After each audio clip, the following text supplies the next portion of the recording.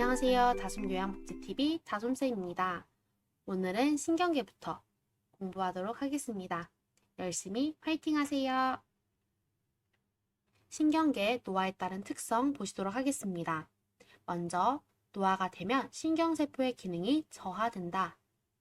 신경세포가 기능이 저하되게 되고요. 두 번째, 근육의 긴장과 자극의 반응성이 저하되게 됩니다. 자극하는 것들이 굉장히 반응이 저하되어가지고 또 질환에 노출이 되기 쉽다라고 보시면 되고요. 세 번째, 감각의 둔화가 나타나게 됩니다. 젊은 사람의 경우는 뜨거운 물건을 잘 못 만지는 것을 볼 수 있는데 어르신들, 노인들 같은 경우에는 뜨거운 물건도 금방금방 잘 잡으시는 것을 저희가 확인할 수 있죠. 네 번째, 정서 조절이 불안정하여 우울증이 생기기 쉽고요. 다섯 번째, 단기 기억은 감퇴되고 장기 기억은 유지됩니다. 이것은 주요 질환에 있는 치매와 같다라고 보시면 되겠습니다. 여섯 번째, 균형을 유지하는 능력이 감소된다. 이건 파킨슨과 뇌졸중에서 볼 수 있는 주요 증상입니다. 신경계 같은 경우에는 주요 질환에 치매, 파킨슨, 뇌졸중이 나오는데요. 여기서 다루는 게 아니고 뒤에서 치매, 파킨슨, 뇌졸중만 따로 보도록 하겠습니다. 여덟 번째, 감각기계 보겠습니다. 감각기계에는 시각, 청각, 후각, 촉각, 미각이 있습니다. 거기에서 노화에 따른 특성, 시각 먼저 보시겠습니다. 시각은 눈물의 양이 감소하여 건조하게 됩니다. 그래서 노인들 같은 경우에는 눈이 뻑뻑해서 인공 눈물을 많이 넣으시는 경우도 봤고 아니면은 약국에서 안약을 사서 점적하는 경우도 봤습니다. 또 눈이 많이 건조하게 돼서 눈에 눈곱을 많이 끼고 계시죠? 눈곱이 많이 껴있는 상태를 보기도 합니다. 두 번째로 세계 식별 능력이 떨어지게 되고 세 번째로 수정체가 노란색으로 변하는 황화 현상으로 인해 보라, 남색, 파란색의 구분이 어렵습니다. 수정체가 노란색으로 변하는 황화 현상은 우리 무지개색 중에 파란보의 세 가지 색깔을 구별을 못한다. 황화 현상은 파남보를 구분하기 어렵다. 계속해서 눈부심의 증가, 시력 저하, 빛수능에 어려움이 나타나게 됩니다. 다음 청각 보시겠습니다. 청각 같은 경우에는 귓바퀴가 커지고 늘어지며 고막이 두꺼워 음의 전달 능력이 감소되며 미각에서는 우리 앞에서 소화기계에서 보셨던 것처럼 미래의 개수가 감소되고 기능이 감소되어 신맛과 쓴맛은 잘 느끼고 단맛과 짠맛은 잘 느끼지 못하는 상태가 된다.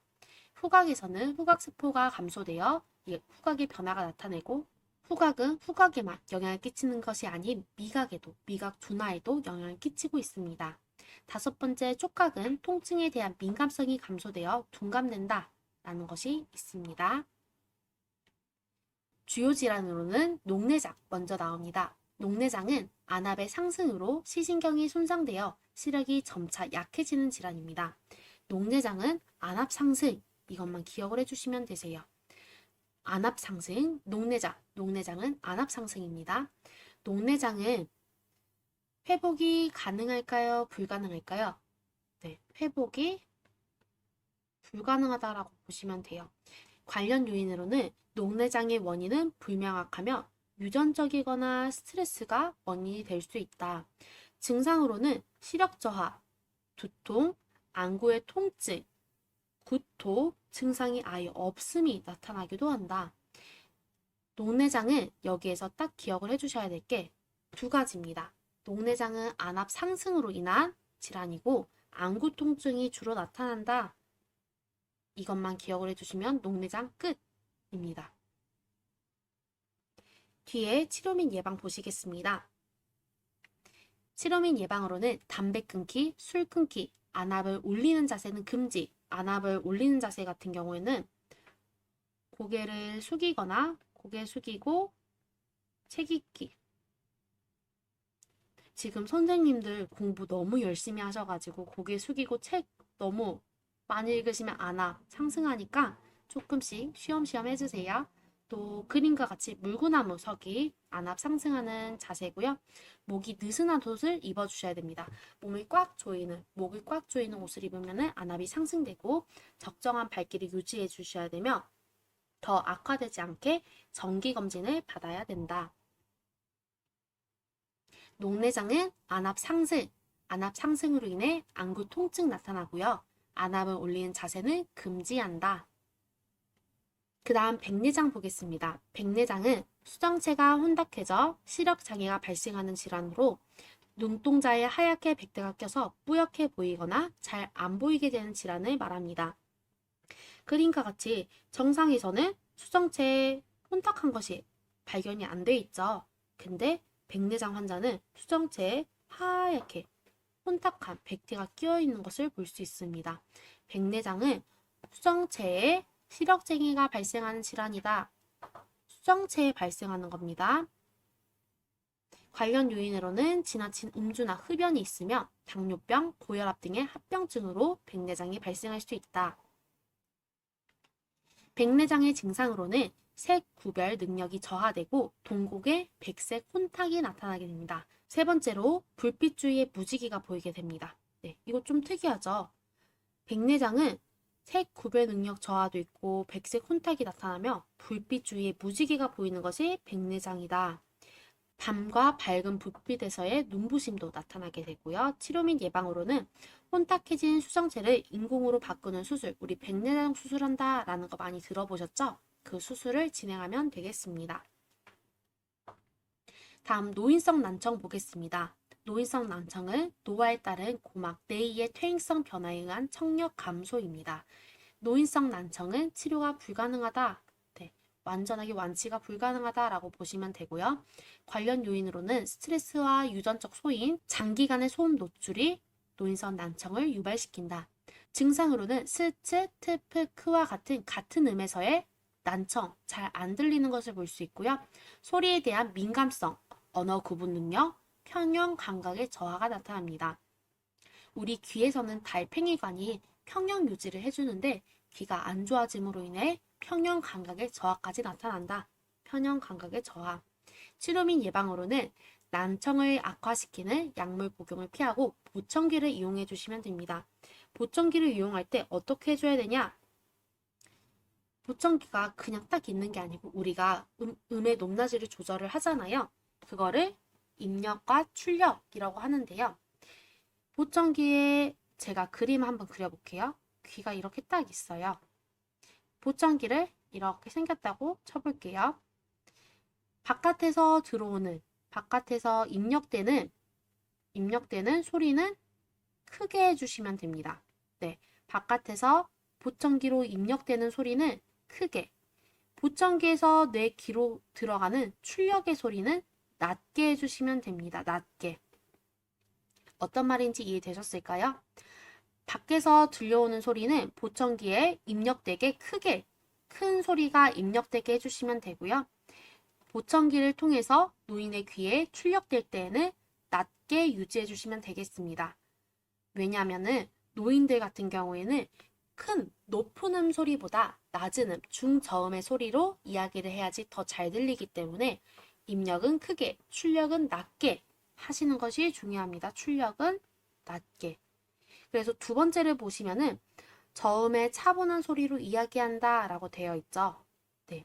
우리 같은 경우에는 이제 큰 목소리로 해야지 잘 들린다고 생각을 해서 어머니 혹은 할머니 이렇게 큰 목소리로 소리를 냈었잖아요. 근데 오히려 그게 잘 들리는 게 아닌 뭐라고? 라면서 되묻는 질문을 많이 받으셨을 거예요. 근데 저음으로, 중저음으로 귀 옆에 대고 어머니, 할머니 이렇게 말씀하면은 오히려 의사소통이 더 잘 되는 것을 볼 수 있었고요. 또 노인성 난청 대상자에게 이야기를 할 때에는 이것을 꼭 기억을 해주셔야 돼요. 보청기 이거 기억도 중요하지만 정면에서 눈높이를 맞춰서 밝은 방에서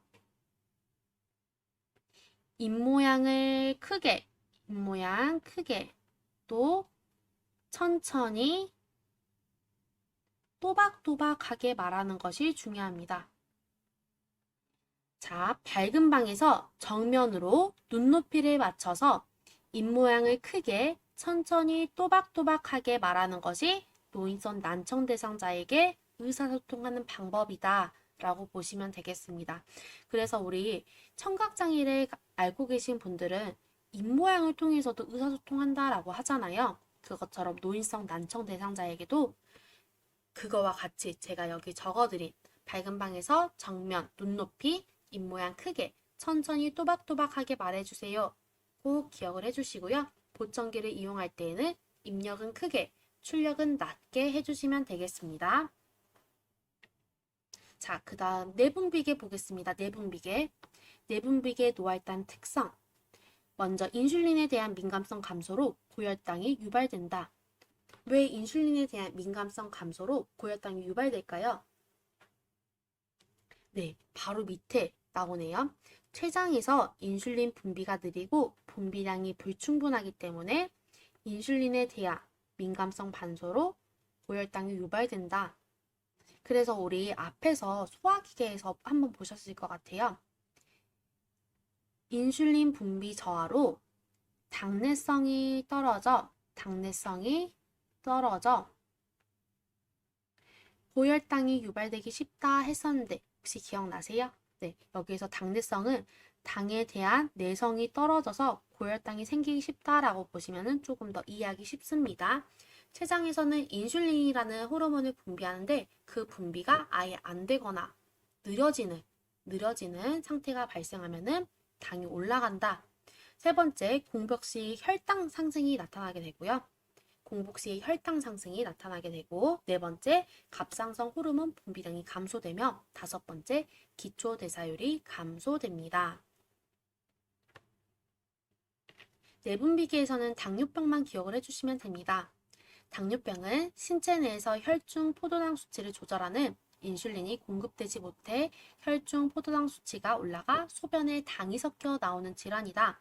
그래서 우리 소변에서 달콤한 냄새, 달달한 냄새 이렇게 나면은 당뇨병을 의심해 볼 수 있습니다. 당뇨병의 관련 요인으로는 과식, 비만, 운동 부족, 스트레스 유전이 있습니다. 당뇨병의 증상 정말 중요한데요. 첫 번째부터 나오네요. 다음, 다식, 단요, 체중 감소 있습니다. 다음은 음료를 많이 먹는다. 네, 음용을 많이 한다, 음료를 많이 먹는다 해서 다음이고요. 다음이 나오면 음료수를 많이 먹고 물을 많이 먹으면 어떤 증상이 나타나게 되겠죠? 네, 소변이 많이 나오게 되는 단요증을 겪게 됩니다. 음료를 많이 먹었기 때문에 소변이 많이 나오는 거 있고요. 그 다음 다식증, 음식을 많이 먹는 거예요. 근데 당뇨병은 특이하게 음식을 많이 먹어도 체중이 감소됩니다. 좀 특이합니다. 음료를 많이 먹으면 소변이 많이 나오는 거 연결되고요. 음식을 많이 먹었지만 체중이 감소되는 것이 당뇨병이다. 이거 꼭 기억을 해주세요. 또 흐릿한 시력과 두통, 발기부전, 질 분비물 및 질 감염이 증가된다. 이런 생식기계 부분에서도 당뇨병은 굉장히 안 좋은 영향을 끼치고 있습니다. 세 번째, 상처 치유 지연이 나타나게 됩니다. 그래서 당뇨 환자들 같은 경우에는 발이나 어떤 부위에, 특히 발 부위에 상처 나는 것을 굉장히 민감하고 더 관리를 잘하려고 하는 부분이 있습니다. 왜냐하면 상처가 치유가 지연이 되면은 그 부분이 괴사가 되기 때문에 상처 치유가 지연되는 부분에 신경을 많이 쓰고 있고요. 또 감각 이상 및 저하가 나타나게 됩니다. 증상 네 번째로 보시면은 공복 시 혈당이 증가되고 그걸로 인해 고혈당이 나타납니다. 고혈당에는 배뇨 증가, 체중 감소, 피로감, 식욕 증가가 있고요. 고혈당보다 더 중요하게 보셔야 될 거 저혈당 있습니다. 저혈당은 이제 왜 더 중요하게 보셔야 되냐? 고혈당, 혈당이 높으신 분들 쓰러지는 경우들 많이 보셨나요? 아니죠. 제 시간에 약물을 섭취를 하시면은 혈당이 정상 수치로 내려가거나 좀 적정 수치로 내려가는 것을 볼 수 있었어요. 근데 저혈당은 갑자기 나타나요. 나 혈당 내려갈 거야 이렇게 예고하는 게 아니고 갑자기 혈당이 내려가기 때문에 더 위험합니다. 저혈당은 땀을 많이 흘리거나 시야 몽롱, 배고픔, 어지러움증을 동반하고 저혈당이 발생하면 우리는 즉시 달콤한 물이나 사탕, 초콜릿, 흡수가 빠른 음료를 제공을 해야 됩니다. 왜 더 중요하게 보시냐? 저혈당이 걸리면은 저혈당 증상이 나타나게 되면은 시야가 몽롱해지면서 어지럽다 그랬죠. 그럼 어떤 것을 유발시킬 수 있죠? 낙상을 유발시킬 수 있습니다. 낙상이 생기게 되면 어떻게 되나요? 네, 넘어지게 되면서 뇌손상까지 이어질 수 있기 때문에 저혈당 증상 꼭 기억을 해주시고, 저혈당이 있을 때에는 달콤한 음료 혹은 사탕, 초콜릿을 제공하고 빠르게 흡수시킬 수 있는 것들을, 단당류들을 제공을 하자. 이거 기억해 주시면 되겠습니다. 다음 당뇨병의 치료 및 예방으로는 규칙적인 식사, 네, 균형 있게 하는 것 중요하고요. 운동을 해주시면 되는데요. 운동의 시간 기억해 주셔야 됩니다. 식후 30분에서 1시간 후에 혈당이 오르기 시작할 때, 식후 30분에서 1시간 후에 혈당이 오르기 시작할 때 운동을 해주셔야 됩니다. 공복 시에 운동하는 것은 저혈당을 유발시킬 수 있기 때문에 꼭 식후 30분에서 1시간 후에 혈당이 오르기 시작할 때 운동을 하시면 됩니다. 하루에 최소한 30분 이상 운동 실시해 주시면 되고요. 3번에 경구용 혈당 강화제나 인슐린을 이용한 약물요법을 병행해도 된다. 경구용 혈당 강화제는 그냥 우리가 알약 같은 거, 먹는 알약을 말하는 거예요. 네 번째, 인슐린 주사는 반드시 주사로 주입한다. 인슐린은 그냥 주사예요. 어떻게 맞죠? 피하 주사로 맞아요. 피하 주사라는 게 뭐 배나 허벅지나 복부나 허벅지에 많이 맞는 것을 볼 수 있어요. 허벅지. 인슐린은 꼭 주사로만 투여를 해주셔야 됩니다. 입으로 넘기면은 절대 안 되고 주사로만 투약해야 됩니다. 5번째, 당뇨발을 주의해서 관리한다. 제가 앞에서 말씀드렸죠. 특히 당뇨 환자는 상처 치유가 지연되기 때문에 당뇨발을 주의를 해줘야 된다. 이제 저 같은 경우는 일을 하면서 절단 환자들을 본 적이 있어요. 당뇨 관리를 너무너무 안 해서 이제 어쩔 수 없이 타지절단을 하신 분들을 하지절단을 하신 분들을 본 적이 있었거든요. 그래서 당뇨 가지고 계신 분들, 이제 수업 들으시는 선생님들 중에서도 당이 있으신 분들도 있으실 거예요. 당 조절 당연히 열심히 하고 계시겠지만 더 주의 깊게 해주시면 되세요. 사진 보시면서 당뇨발 관리 보겠습니다. 혈당, 혈압 관리 당연히 해주셔야 되고요. 발에 상처가 있는지 주의 깊은 발 관찰해 주시면 됩니다. 상처 있는지 상처 확인. 양말 착용, 발에 상처가 생기지 않게끔 양말 착용해 주시면 되는데, 특히 노인들 같은 경우에는 미끄럼 방지 있어야 됩니다. 미끄럼 방지. 발톱은 일자로 잘라주셔야 돼요. 둥글게 자르면 양옆으로 살을 파고들기 때문에 일자로 자르는 거 중요합니다. 시험으로 이제 발톱하고 손톱에 대해서 시험이 나와요. 발톱은 이렇게 아무래도 넓적하고 손톱은 얍실하죠. 발톱은 일자로 자르세요. 이렇게 문제가 나오고, 손톱은 둥글게 자르세요. 이렇게 문제로 나오기 때문에 발톱과 손톱 꼭 기억을 해주시고, 발을 잘 씻고 말려주셔야 됩니다. 발을 씻고만 딱 끝내는 게 아니 발 건조까지 확실하게 시켜주시면 되고, 물기가 없도록 건조까지 시켜주시면 되고, 발 건조 예방을 위해 로션 혹은 오일을 바른다. 금연해주시면 되고, 차갑거나 뜨거운 곳의 노출은 피한다. 너무 민감하기 때문에 또 발이 상처날 수도 있고 민감하게 반응해서 다칠 수 있기 때문에 차갑거나 뜨거운 곳의 노출은 피해 주시면 되겠습니다. 오늘 신경계도 잠깐 보았고 감각기계, 내분비계까지 보았습니다. 그 전에 저희가 앞에서 배웠던 부분들이 반복적으로 나와서 크게 어려움은 없으실 거라고 생각하는데요. 어려우신 부분들이 있었다면 댓글로, 이제 이해 안 되셨던 부분들은 댓글로 문의를 해주시면 저희가 친절하게 답변해 드리도록 하겠습니다. 오늘도 공부하시느라 정말 수고하셨고요. 다음 강의에서 만나 뵙도록 하겠습니다. 감사합니다.